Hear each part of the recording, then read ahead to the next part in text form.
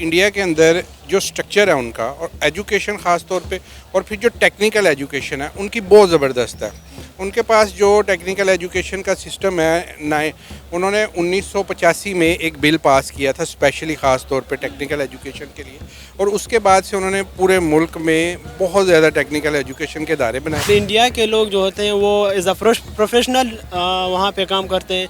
हमारे पाकिस्तान के लोग जब जहाँ पे जो जिस मुल्क में भी जाते हैं एज अ लेबर वो काम करते हैं, या टैक्सी ड्राइवर होते हैं या पिज़्ज़ा डिलीवरी बॉय होते हैं। अगर आप इंडिया की रेशो देखें, इंजीनियर्स, डॉक्टर्स और इंफॉर्मेशन मैनेजर, बहुत सारे मतलब बड़े बड़े उहदों पे वो जाके वहाँ पे काम करते हैं। हम यहाँ रेमिटेंस अगर भेजते भी हैं हमें उस तरह बेनिफिट्स नहीं मिलते हैं यहाँ। इवन अगर हम टैक्स वगैरह भी देते हैं, हमें टैक्स जितनी हम टैक्स वगैरह अपने मुल्क में देते हैं, हमें उस टैक्स से रिलेटेड हमें बेनिफिट्स वगैरह उस तरह नहीं मिलते। मैंने खुद 5 साल जॉब की है बाहर से, जितनी रेमिटेंस वगैरह हम भेजते रहे हैं, फिर हमें उससे रिलेटेड कोई हमें बेनिफिट्स नहीं मिलते। तो हम फिर क्या सोचते हैं, फिर बजाय इससे कि हम एक प्रॉपर चैनल के थ्रू बैंक्स में पैसे भेजने की बजाय हम फिर कोशिश करते हैं जिस तरह हमें मैक्सिमम बेनिफिट्स मिल सके। ना हम हमारे लोगों को एजुकेशन के अंदर कोई ऐसी उन्होंने वो जो क्या कहते हैं सॉफ्ट स्किल सिखाई है, ना कम्युनिकेशन होती है सीखी। हम लोग जॉब हंटिंग भी नहीं कर सकते। यानी इवन हमारे इंजीनियर्स जो हैं, आप उनकी सीवी देखें, इंजीनियर्स को खुद सीवी बनानी नहीं आती। तो ये जो हमारी एजुकेशन सिस्टम है इसमें बहुत से फ्लॉज हैं। वो वैल्यू देते हैं पैसों को। जब पैसे आते हैं बाहर से, गवर्नमेंट उसके पैसे चोरी नहीं करते, उनके पैसे उनके पास रहते हैं। अब पाकिस्तान में भी ऐसे हुआ था पहले, अगर आपको याद हो इमरान खान के दौर में बहुत पैसे आए थे, लेकिन यहाँ पे वो वापस उठा लेते, चोरी कर लेते, हर बंदा अपना जेब भरता है। तो इसलिए पाकिस्तान में ये मुमकिन ही नहीं है कि इसके बाद कोई पैसे भेजे यहाँ पे।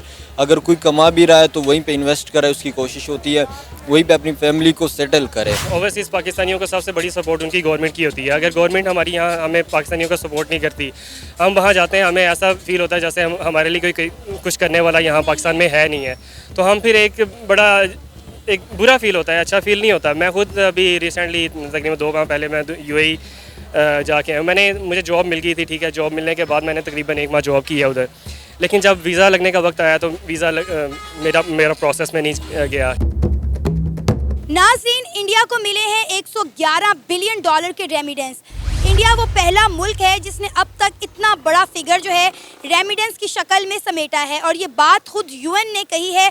जगह जगह इस हवाले से आर्टिकल शाया किए जा रहे हैं कि इंडिया तमाम ममालिक को पीछे छोड़कर वो पहला मुल्क बन गया है जिसने 2022 में 111 बिलियन डॉलर के रेमिडेंस समेटे हैं, और ये तादाद 2023 में बढ़कर 135 बिलियन डॉलर पर पहुंच चुकी है।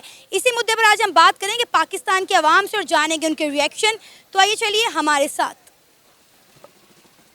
क्या नाम है सर आपका? जी, मेरा नाम इब्न फाजिल। क्या करते हैं आप? मैं इंजीनियर हूँ, एंटरप्रेन्योर हूँ। फैक्ट्री है मशीनरी मैन्युफैक्चरिंग। इसके अलावा हम खुशहाल पाकिस्तान के नाम से एक NGO भी चला रहे हैं जिसमें हम लोगों को एंटरप्रेन्योर बनाना सिखाते हैं, उनको हम काम करना सिखाते हैं। पाकिस्तान के जो नेचुरल रिसोर्सेज हैं उनकी वैल्यू एडिशन हम सिखाते हैं। ज़बरदस्त, बहुत अच्छी जॉब है सर। UN की एक रिपोर्ट के मुताबिक पता चला है कि इंडिया ने 2022 में 111 बिलियन के रेमिडेंस जो हैं वो रिसीव किए हैं, और इसी के साथ साथ ये तादाद 2023 में बढ़कर 135 बिलियन डॉलर पर चली गई है। क्या कहना चाहेंगे आप इस हवाले से? जी, अगर कंपैरिजन करें तो 2022-23 में पाकिस्तान 29 बिलियन पे था और अगले साल ये कम होकर 22 बिलियन रह गई ना। तो अगर इंडिया का हम देखें तो वो हमसे 6-7 गुना, अगर हम आबादी के हिसाब से जाएँ तो वो हमसे 4 टाइम्स बिगर है। तो अगर उस हिसाब से देखें तो उनकी 80-90 बिलियन होनी चाहिए, लेकिन वो 135 पे खड़े हैं। इसका मतलब है कि ये कम अज़ कम हमारी जो है ये इससे डबल होनी चाहिए। बेसिकली क्या है कि जो इंडिया के अंदर जो स्ट्रक्चर है उनका और एजुकेशन ख़ास तौर पे और फिर जो टेक्निकल एजुकेशन है उनकी बहुत ज़बरदस्त है। उनके पास जो टेक्निकल एजुकेशन का सिस्टम है नए उन्होंने 1985 में एक बिल पास किया था स्पेशली ख़ास तौर पे टेक्निकल एजुकेशन के लिए, और उसके बाद से उन्होंने पूरे मुल्क में बहुत ज़्यादा टेक्निकल एजुकेशन के इदारे बनाए। वहाँ से जो उनकी स्किल लेबर तैयार होती है वो ना सिर्फ कि इंडिया के अंदर उनकी इंडस्ट्री को बहुत ज़्यादा बूस्ट मिला। आप देखें कि पिछले 20 से 25 साल में इंडिया ने इंडस्ट्री के अंदर बहुत ज़्यादा ग्रो किया, और वही लोग जो वहाँ से ट्रेंड होते हैं, बहुत ज़बरदस्त एजुकेशन हासिल करते हैं, वही लोग जब बाहर जाते हैं उनको वैल्यू एडिड जॉब्स मिलती हैं। अच्छा, उसका कंपैरिजन अगर हम पाकिस्तान में करें, पाकिस्तान में हमारे पास टैवटा है और टैवटा के अंदर कोई इनोवेशन नहीं हुई। उनके पास वही जो 20-30 साल पहले के कोर्सेज हैं। फिर वो जिस तरीके से पढ़ाते हैं लोगों की उसमें इंटरेस्ट डेवलप नहीं होती। यानी हम 3 साल का अगर वो डिप्लोमा होल्डर लेते हैं, हमारी फैक्ट्री में अगर आता है तो हम समझते हैं कि ये एक हेल्पर ऐड हुआ है, उसको हमने खुद सिखाना है, यानी उसकी कोई वैल्यू नहीं होती। और यही लोग जब हम बाहर जाते हैं, अच्छा ना हम हमारे लोगों को एजुकेशन के अंदर कोई ऐसी उन्होंने वो जो क्या कहते हैं सॉफ्ट स्किल सिखाई है, ना कम्युनिकेशन होती है सीखी, हम लोग जॉब हंटिंग भी नहीं कर सकते। यानी इवन हमारे इंजीनियर्स जो हैं, आप उनकी सीवी देखें, इंजीनियर्स को खुद सीवी बनानी नहीं आती। तो ये जो हमारी एजुकेशन सिस्टम है इसमें बहुत से फ्लॉज हैं।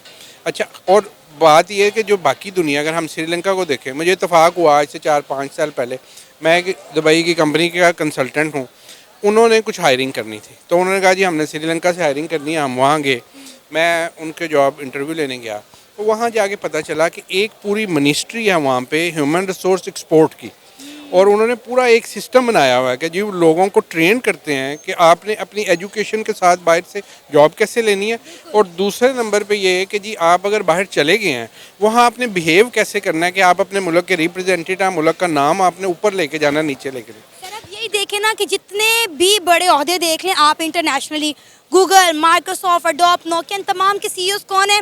इंडियंस हाँ हैं। जी। इसी के साथ आप देख लें कि जब भी आप किसी आउट ऑफ कंट्री जाएं तो इंडियंस को लोग हाथों हाथ लेते हैं, नौकरियां देते हैं, स्कॉलरशिप देखते हैं। वजह वही है ना जी, उनका एजुकेशन सिस्टम। मैंने अभी बात की, एक तो उनका टेक्निकल जो एजुकेशन सिस्टम, दूसरा उनका जो एक इदारा IIT है जो उन्होंने 47 या 48 में आज़ाद होते साथ ही बना लिया था, और वही आज देख लें कि वो एक IIT के लोग ही आप हर जगह पे पोस्ट।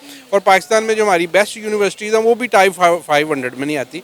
तो बात ये कि हमें अपने एजुकेशन सिस्टम पे और अपनी ह्यूमन रिसोर्स डेवलपमेंट पे बहुत ज़्यादा, मेरा ख्याल है कि सबसे ज़्यादा जोर इसी पे हमारा होना चाहिए कि हम अपनी ह्यूमन रिसोर्स डेवलपमेंट करें, और फिर टारगेट एफर्ट करें कि इन लोगों को हम ऐसा सिखाएं कि बाहर जाके जॉब ले सकें। सर अब आप देखें ना कि पिछले साल और इस साल कितनी बड़ी तादाद में पाकिस्तानी जो है वो पाकिस्तानी छोड़कर चलेगी, जिसमें नौजवान तबका ज़्यादा था, पाकिस्तान की क्रीम ज़्यादा थी।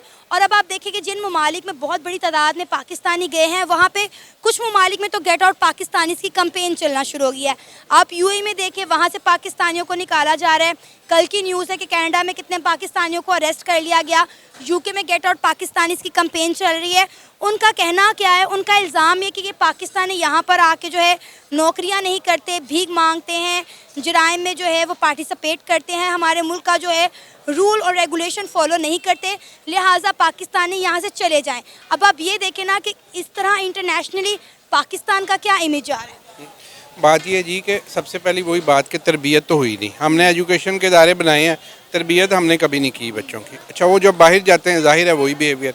अच्छा, इसके ऊपर फिर दूसरी बात यह है कि इसके ऊपर ना कोई कानून साजी भी नहीं हमने की। मेरे ख्याल में, अगर मेरी ज़ाती राय आप लें, तो जो पाकिस्तानी बाहर जाके किसी क्रिमिनल एक्ट में इन्वॉल्व होता है इस तरह के, वो पाकिस्तान का नाम ख़राब करता है, उसके ऊपर गद्दारी का मुकदमा होना चाहिए। पाकिस्तान में आप जो मर्जी करें, लड़ाई करते हैं, जो भी करते हैं, आप यहाँ पकड़े भी जाते हैं, सज़ा भी होती है, लेकिन बाहर के मुल्क में जाके अगर कोई भी क्रिमिनल एक्ट किया उसके ऊपर गद्दारी का मुकदमा होना चाहिए, ताकि पता चले कि यार हमने मुल्क का नाम ख़राब नहीं करना। सर अब ये देखें कि कतर ले लें, सऊदीया ले लें, तुर्की ले लें, उन्होंने कहा जी हमारी जेलें पाकिस्तानी कैदियों से भर चुकी हैं। ये हज और उम्रे की गर्ज से यहाँ पर आते हैं और बाद में यहाँ पे आके भीख मांगना शुरू कर देते हैं। मैंने जी ईरान में देखा, अस्फहान में हम थे, तो वो वहाँ पे जो टैक्सी ड्राइवर था, हमने उसके साथ एक दिन गुजारा सैर के लिए। वो हमें कहता जी कि जब रमज़ान आता है तो हमारे जो बलूचिस्तान से पाकिस्तानी है वो हज़ारों की तादाद में अस्फहान चले जाते हैं भीख मांगने। तो अंदाज़ा करें, ईरान तो हम बहुत ज़्यादा अमीर मुल्क भी नहीं है। तो ये एक माइंड सेट है जो हमारा बन गया, इसको बहुत ज़्यादा चेंज कर, और ये चेंज तभी होगा जब हम इंसानों पर सरमायाकारी करेंगे, ह्यूमन रिसोर्स डेवलपमेंट करेंगे, उसके लिए प्लानिंग करेंगे, इदारों के अंदर बेहतर लोग आएंगे और बहुत बेहतर इदारे बनेंगे, फिर ये मसाइल हल होंगे, वरना ऐसे ही और भी सूरत हाल ख़राब अब देखिए ना कि इंडिया का यही तो पॉजिटिव स्टेप है कि वो अपने यूथ को एम्पावर कर रहा है, अपने यूथ को जो है वो वेल एजुकेट कर रहा है, उनको प्रमोट कर रहा है। अब आप देखें कि उनकी यूथ जो है कैसे अपने मुल्क को जो है इतना बड़ा रेवेन्यू जनरेट करके दे। जी, उनका IT सेक्टर देख लें 250 बिलियन से प्लस चला गया। फिर उसके बाद उनके जो TV आप देखें, उनका जो सोशल मीडिया है, उसके ऊपर टारगेट ही ऐसे लोगों को करते हैं कि जो अर्न कर रहे हैं, एंटरप्रेन्योर। उनके वो शार्क प्रोग्राम देख लें। हमारे इधर टोटल डिफरेंट कहानी है। हमारे इधर जो है वो हीरोज़ और हैं, उनके हीरोज़ वो हैं जो पैसे कमाते हैं। और अभी जो उन्होंने गिफ्ट के नाम से एक शहर आबाद किया है ये गुजरात के साथ, वहाँ पे आप देखेंगे उन्होंने 1000 अरब डॉलर की सरमायाकारी की तवक्को कर रहे हैं वो, 1000 अरब, और हम सिर्फ 1 अरब के लिए भीख मांगते फिर रहे हैं। तो हमारा इनका बहुत फ़र्क पड़ गया अनफॉर्चुनेटली। और उसकी वाहद वजह है ह्यूमन रिसोर्स डेवलपमेंट। बात वही है, जब इंसानों पे सरमायाकारी करेंगे, उनको स्किलफुल करेंगे, उनको सिखाएंगे, वो अपने लिए भी पैसे कमाएंगे, मुल्क के लिए। आपको पता है ये कल परसों की बात है, पाकिस्तान के प्राइम मिनिस्टर ने एक स्टेटमेंट दी है। उन्होंने कहा है कि अगर हम मेहनत करें तो हम इंडिया के बाप को भी पीछे छोड़ देंगे इकॉनमी में। नहीं, वो बात सही है, लेकिन मेहनत क्या करें। अब वज़ीर आज़म नहीं तो पॉलिसीज़ बनानी है ना। आप भाई पॉलिसीज़ बनाएं, आप अपने इदारे सही करें, उनको मेहनत पे लगाएं। सरकारी इदारों में अड्डा रामी रूज पे है, ठीक है, जो बाकी लोग भी हैं, लेकिन वो तो बिल्कुल काम करके राज़ी नहीं। तो वो सरकार ही कुछ करेगी तो फिर ही है ना, ज़ाहिर है। ह्यूमन रिसोर्स डेवलपमेंट में प्राइवेट सेक्टर में तो काम अभी कल वो खुद ही फरमा रहे थे कि जी हमारा 2.5 लाख बच्चा अभी भी स्कूल नहीं जाता। तो अब इस दौर में जब एआई जो है वो दुनिया को थ्रेट बनी हुई है, जो स्किलफुल और पढ़े लिखे लोगों के लिए लेबर थ्रेट है, वो उनका काम थ्रेट बना हुआ है। तो वो जो वहाँ पे अनपढ़ लोग, जो आज 2.5 करोड़ बच्चा हमारा स्कूल नहीं जाता, वो 20 साल बाद जब नौजवान होगा तो क्या हाल होगा उनका। तो ये तो देखिए ना, फिर हम करते हैं इंडिया को तनकीद कि भाई इंडिया में गुर्बत बहुत है, वहाँ पे बेरोज़गारी बहुत है, लेकिन हम अपने मुल्क के हालात नहीं देखते। अपने सिर्फ एक एजुकेशन, मैं कहती हूँ सिर्फ अपनी एजुकेशन के निज़ाम को हम बेहतर कर लेना, हम हर फील्ड में आगे निकल जाएं। बिल्कुल ठीक है। नहीं, कंपैरिजन आप ये ना करें कि जी वहाँ कितने गरीब है हमारे। कंपैरिजन ये बनता है कि कितने % आबादी जो है वो आपने पिछले 10 साल में गुर्बत की लकीर से ऊपर लेके आए। वो आप देखें कि हमने क्या किया और उन्होंने क्या किया, उसमें तो कोई ऐसी हमारा तो मिडिल क्लास तबका भी गुर्बत से निचली लकीर पर चला गया है। वही बात है ना जी, हम तो डिटेरियोरेट हो रहे हैं और बड़ी स्पीड से हो रहे हैं। यानी हम लोग अभी आप देखें, एक सिंपल सी बात है कि आपके इदारों के अंदर जो लोग रिटायर हो जाते हैं ना, उनकी रिप्लेसमेंट नहीं मिलती आपको। इस कदर काबिलियत कम हो गई है हमारे लोगों में कि एक बंदा रिटायर हो जाता है, आपको उसके जैसा आदमी कोई नहीं मिलता। अनफॉर्चुनेट है, इस पर बहुत ज़्यादा बात होनी चाहिए, हर वक्त इस पर प्रोग्राम होने चाहिए। क्या नाम है आपका? मोहम्मद अली। इकराम काकड़। अली, क्या करते हैं आप? मैं बिज़नेस करता हूँ। और आप मैं स्टूडेंट हूँ, क्या पढ़ रहे हैं? Information management library sciences. ज़बरदस्त। अच्छा, आपको पता है कि हमारे हमसाए मुल्क भारत ने रिकॉर्ड ब्रेक कर दिया है। यूएन की रिपोर्ट के मुताबिक 2022 में इंडियंस ने $111 बिलियन के रेमिटेंस इंडिया में भेजे हैं और 2023 में ये तादाद जो है $135 बिलियन पर पहुंच गई है। क्या कहना चाहेंगे इस पर आप? जी बिल्कुल, ये मुमकिन हो सकता है। हमारा हमसाया मुल्क भारत, क्योंकि भारत की एक तो हमसे टेक्नोलॉजी में बहुत ज़्यादा आगे है और उसके साथ साथ उनकी आबादी भी ज़्यादा है। और इंडिया के लोग जो होते हैं वो एज अ प्रोफेशनल वहाँ पे काम करते हैं। हमारे पाकिस्तान के लोग जब जहाँ पे जो जिस मुल्क में भी जाते हैं एज अ लेबर वो काम करते हैं, या टैक्सी ड्राइवर होते हैं या पिज़्ज़ा डिलीवरी बॉय होते हैं। अगर आप इंडिया की रेशो देखें, इंजीनियर्स, डॉक्टर्स और इंफॉर्मेशन मैनेजर, बहुत सारे मतलब बड़े बड़े उहदों पे वो जाके वहाँ पे काम करते हैं, जिसकी वजह से उनकी इनकम जो होती है वो डॉलर्स में होती है और वो इंडिया के बिल्कुल प्रॉफिट में होती है। 100% वो पाकिस्तान से बिल्कुल अभी आगे जा रही है। क्या कहना चाहेंगे आप, इससे इंडिया को कितना फ़ायदा पहुंचेगा जब इतनी बड़ी तादाद में इंडियंस दूसरे मुल्कों में जाएंगे, काम करेंगे और वहां पर सर्व करने के बाद वो अपने मुल्क में इतनी बड़ी तादाद में रेमिटेंस भेज रहे हैं? ऑलरेडी हम देखें तो इंडिया के अंदर ऑलरेडी बड़ी इन्वेस्टमेंट आ रही, दूसरे मुल्क जो है वो इंडिया में आके इन्वेस्ट कर रहे हैं, लेकिन अब इंडियंस जो हैं वो देखें अपने मुल्क को कैसे सपोर्ट कर रहे हैं, वहाँ दूसरे मुल्कों में जाके अच्छे ओहदों पे नौकरियाँ कर रहे हैं, अपने मुल्क में बहुत बड़ी तादाद में रेमिटेंस भेज रहे हैं। जी ये वहाँ पे पैसों का वो वैल्यू देते हैं पैसों को। जब वो पैसे आते हैं बाहर से, गवर्नमेंट उसके पैसे चोरी नहीं करते, उनके पैसे उनके पास रहते हैं। अब पाकिस्तान में भी ऐसे हुआ था पहले, अगर आपको याद हो इमरान खान के दौर में बहुत पैसे आए थे, लेकिन यहाँ पे वो वापस उठा लेते, चोरी कर लेते, हर बंदा अपना जेब भरता है। तो इसलिए पाकिस्तान में ये मुमकिन ही नहीं है कि इसके बाद कोई पैसे भेजे यहाँ पे। अगर कोई कमा भी रहा है तो वहीं पे इन्वेस्ट करे, उसकी कोशिश होती है वहीं पे अपनी फैमिली को सेटल करे। तो इंडिया में वो ये समझते हैं कि हमारा पैसा उधर सेव है, उधर वो इन्वेस्ट करते हैं, वो समझते हैं हमारा जो भी बिज़नेस होगा वो ग्रो करेगा। लेकिन पाकिस्तान में ऐसे नहीं होता। तो इंडिया की ये प्लस पॉइंट है, वहाँ की गवर्नमेंट अच्छी है। ये जब मोदी की हुकूमत आई है उसके बाद ये तरक्की हुई है, उससे पहले तो कुछ नहीं था वहाँ। बिल्कुल, हमने देखा है कि इंडिया के प्राइम मिनिस्टर नरेंद्र मोदी की सरकार आने के बाद इंडिया ने बड़ा दिन जुगनी और रात चुगनी तरक्की की है। बिल्कुल, ये मोदी का अपना कमाल है ना, उसने IT में बहुत काम किया। अब एप्पल का स्टोर वहाँ पे पाकिस्तान में कोई भी काम नहीं है, स्टोर तो बहुत दूर की बात है एप्पल की। तो ये मोदी का ही वो है, वो क्रेडिट सारा मोदी को ही जाता है। आप क्या कहना चाहेंगे इस हवाले से? जी बिल्कुल, इससे इंडिया को बहुत ज़्यादा फ़ायदा होगा। जैसे कि UN में उनको मतलब पहले 5 नंबर की जो परमानेंट स्टाफ होती है या परमानेंट कंट्रीज़ होती है यूनाइटेड नेशंस में, तो इसमें उनको लिए बहुत प्लस पॉइंट है। जब उनका रेमिटेंस ज़्यादा आएगा, उनकी पास इन्वेस्टमेंट होगी और उनके पैसों की वैल्यू होगी, तब भी वो जाके यूएन में जाके अपना नाम बना सकती है।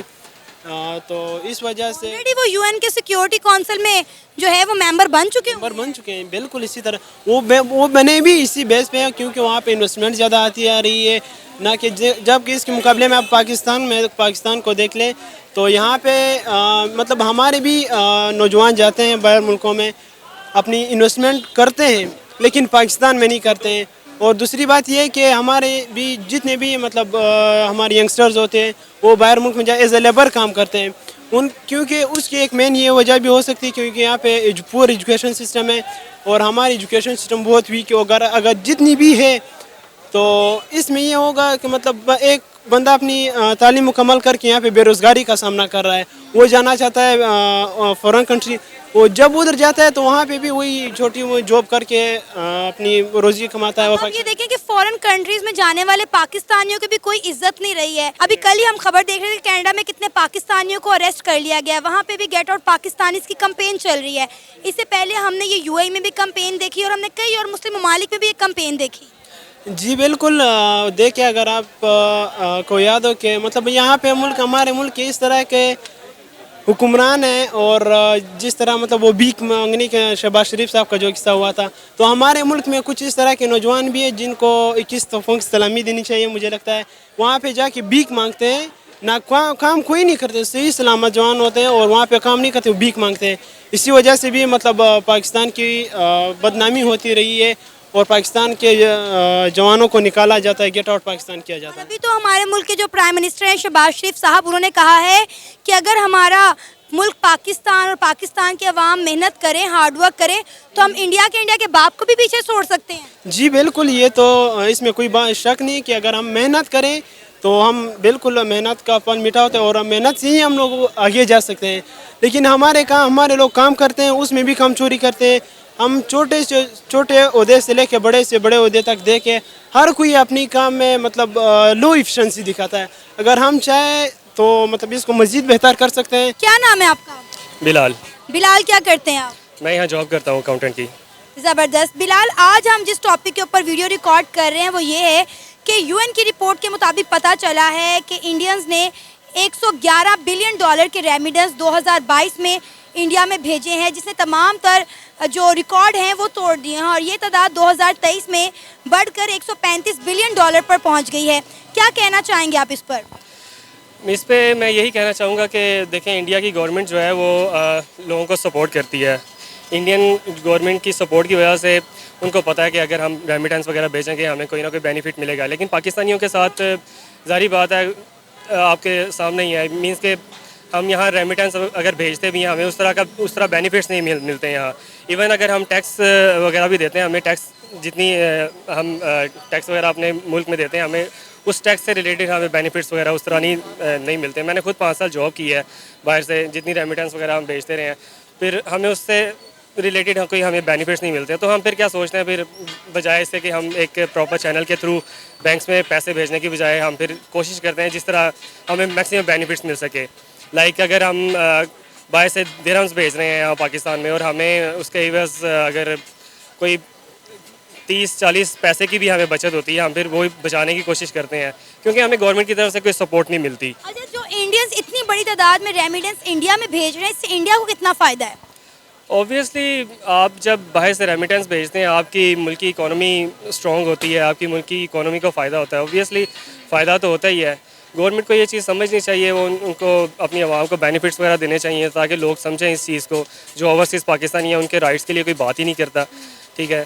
अगर हम भी, मैं 5 साल ओवरसीज़ मतलब कि ओवरसीज़ पाकिस्तानी के तौर पर मैंने यहाँ वहाँ ज़िंदगी गुजारी है, लेकिन एट द एंड हमें पता चलता है कि हम जितना भी पैसा भेज रहे हैं हमें कोई बेनिफिट उस तरह का मिल नहीं रहा।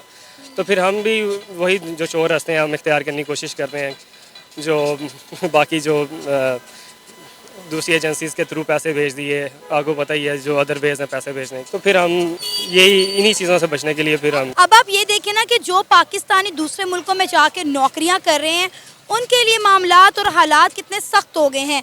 बहुत सारे ममालिक ऐसे हैं जहाँ पे गेट आउट पाकिस्तानी की कंपेन चल रही है। अगर हम यूएई की बात करें तो बहुत बड़ी तादाद में पाकिस्तानी यूएई जाते थे नौकरियां करने के लिए, लेकिन आप वहाँ पे देख लें कि वहाँ पे पाकिस्तानियों के साथ क्या हो रहा है। वहाँ पे उनके लिए रूल्स कितने सख्त कर दिए गए हैं। बहुत सारे पाकिस्तानियों को वहाँ से निकाला जा रहा है, इवन कि बहुत सारे लोगों को तो वीज़ा भी नहीं दिया जा रहा दुबई का। ऐसे ही ना, जब आपकी गवर्नमेंट आपको सपोर्ट नहीं करेगी किसी मामले में, ओवरसीज़ पाकिस्तानियों को सबसे बड़ी सपोर्ट उनकी गवर्नमेंट की होती है। अगर गवर्नमेंट हमारी यहाँ हमें पाकिस्तानियों को सपोर्ट नहीं करती, हम वहाँ जाते हैं, हमें ऐसा फील होता है जैसे हमारे लिए कोई कुछ करने वाला यहाँ पाकिस्तान में है नहीं है, तो हम फिर एक बुरा फील होता है, अच्छा फील नहीं होता। मैं खुद अभी रिसेंटली तकरीबन 2 माह पहले मैं यूएई जाके आया। मुझे जॉब मिल गई थी, ठीक है। जॉब मिलने के बाद मैंने तकरीबन 1 माह जॉब की है उधर, लेकिन जब वीज़ा लगने का वक्त आया तो वीज़ा मेरा प्रोसेस में नहीं गया, ठीक है। मुझे उसकी वजह से कितनी अजियत का सामना करना पड़ता है, समटाइम्स कितनी मुश्किल हो जाती है आपको। जब आपको जॉब मिल जाती है, आपको एक उम्मीद लग जाती है कि आप जॉब करोगे, अपनी फैमिली को अपने स्पॉन्सर करने के काबिल हो जाते हो, और एट द एंड आपको पता चलता है कि आपका वीज़ा ही नहीं लग रहा। क्योंकि आपकी गवर्नमेंट ही आपके लिए कुछ नहीं कर रही है। इंडियन गवर्नमेंट क्या है कि वो आपके लिए, वो अपनी आवाम के लिए बात करते हैं, ठीक है।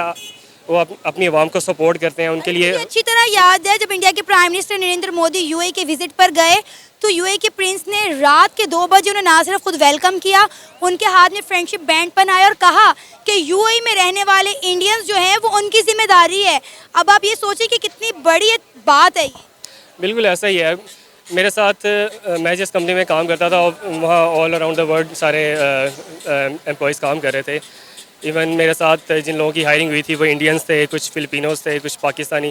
लेकिन जो पाकिस्तानी थे, हालांकि हमारी डिग्रीज़ भी अटेस्टेड थी, किसी तरह का कोई मसला नहीं था। सिर्फ क्या है कि हमें गवर्नमेंट की सपोर्ट नहीं थी। हमारी गवर्नमेंट ने हमारे लिए कुछ नहीं किया। अब सर जो बाकी एम्प्लॉयज़ थे, जो इंडियंस थे, जिनकी न्यू हायरिंग हुई थी, फिलिपिनो और इवन दूसरी नेशनलिटीज़ के जितने वर्कर्स थे, सबके वीज़ाज़ वगैरह लग रहे थे। सिर्फ पाकिस्तानियों के वीज़ाज़ प्रोसेस में नहीं थे जा रहे। हालांकि हम पढ़े लिखे लोग हैं, हमारे इतना हमें कोई ऐसी टेंशन नहीं है। MBA किया हुआ मैंने, ठीक है। और पढ़े लिखे लोगों के जब वीज़े नहीं लग रहे हैं तो फिर बाकी आवाम क्या सोचेगी। और जितने जो लो क्लास वर्कर्स हैं, जो अनस्किल्ड लेबर जिन्हें कहा जाता है, उनके वीज़ा तो वैसे ही यूएई की गवर्नमेंट की, अगर मैं स्पेसिफिकली बात करूँ तो उन्होंने बंद किए हुए हैं। क्यों? उनके राइट्स के लिए कोई बात करने वाले ही नहीं है, उनको उनकी बैक एंड पे कोई सपोर्ट करने वाले ही नहीं है उनको। तो इसीलिए ये फिर एक लोनलीनेस की फीलिंग आती है कि आप जब मुझसे बाहर चले जाते हो, आपको कोई सपोर्ट करने वाला नहीं है, आपके लिए कोई बात करने वाला नहीं है। आप किसके पास जाओगे? एम्बेसीज में जाके क्या बात करोगे? देखिए ना कि वहाँ पे पाकिस्तानियों को उस लेवल की, उस ओहदों की नौकरियाँ नहीं मिलती जो इंडियंस को मिलती है ना। बिल्कुल, ऑब्वियसली जब गवर्नमेंट की सपोर्ट होगी, गवर्नमेंट आपस में मतलब कि बैठ के एक दूसरे से बात करेंगे, जारी बात है। अब गवर्नमेंट की तरफ से ही होता है ना, गवर्नमेंट की सपोर्ट होती है, सब बात करते हैं तो फिर ही सपोर्ट होती है। अदरवाइज़ तो फिर आपको पता है पाकिस्तानियों के साथ फिर यही होगा जो मुल्क में जो पॉलिटिकल सिचुएशन चल रही है। जब इमरान खान का दौर था, इमरान खान ने काफ़ी ओवरसीज़ पाकिस्तानियों के राइट्स के लिए बात की थी। उस दौर में पता चलता था कि चलो हमारे राइट्स के लिए बात करने वाला कोई तो है, लेकिन अब इस गवर्नमेंट में कोई हाल नहीं है, पुरसाने हाल नहीं है।